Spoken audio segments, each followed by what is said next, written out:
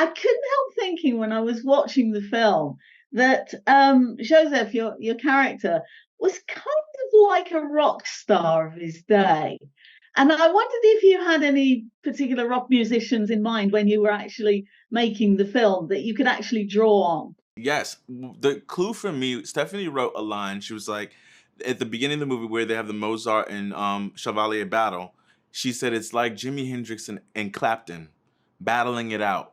And so I immediately was like, okay, this is the guy I'm playing. So I pulled from Hendrix, I pulled from Prince, and just really finding that just like showman that takes up the space in French society of the times. Amadeus is also such a specific character that, and I love that performance in that movie.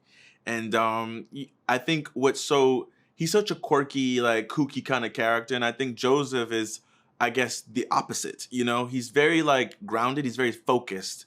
And I like the fact that tonally the movie was like someone with just so much drive. He feels like a superhero. He's very playful, but in a cheeky kind of way. He's not anyway. But yeah, I do think it's the sister movie of Amadeus in some ways. Yeah.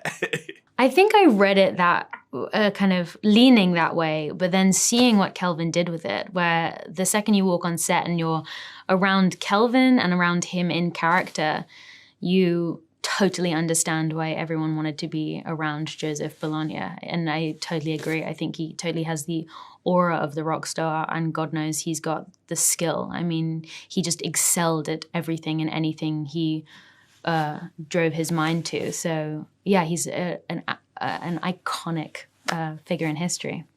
That was there in the script.